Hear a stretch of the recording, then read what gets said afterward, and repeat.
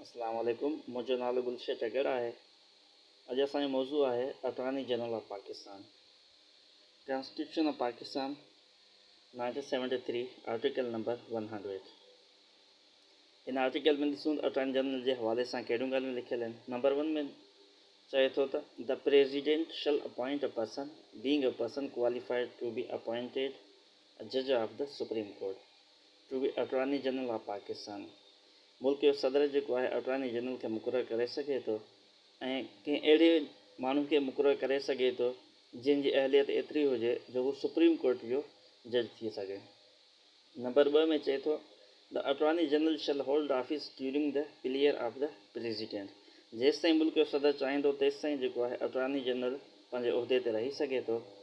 Number 3 में चए थो it shall be the duty of attorney general to give advices to the federal government upon such legal matters and to perform such other duties of a legal character as may be referred or assigned to him by the federal government.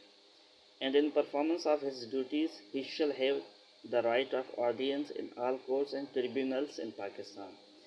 हाँ जेको number 3 में चए थो त attorney general जी इहा duty आहे त हू जेको आहे वफ़ाक़ी हुकूमत जेका आहे उनखे क़ानूनी मसइलनि ते जेको आहे सलाहूं ॾे ऐं जेकॾहिं वफ़ाक़ी हुकूमत उनखे क़ानूनी कमु ॾिए थी त उहो उन्हनि खे परफॉर्म करे।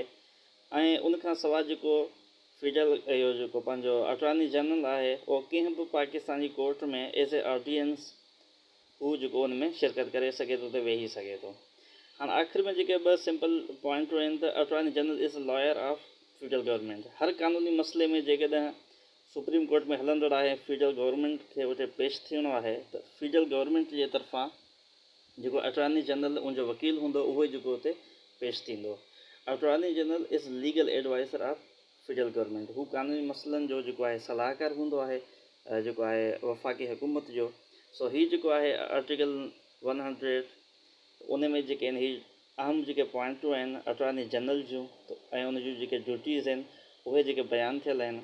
उमीद हिन हिकिड़े नंढड़े वीडियो में तव्हां सभिनी दोस्तनि खे आराम सां इहा ॻाल्हि सम्झ अची वई हूंदी।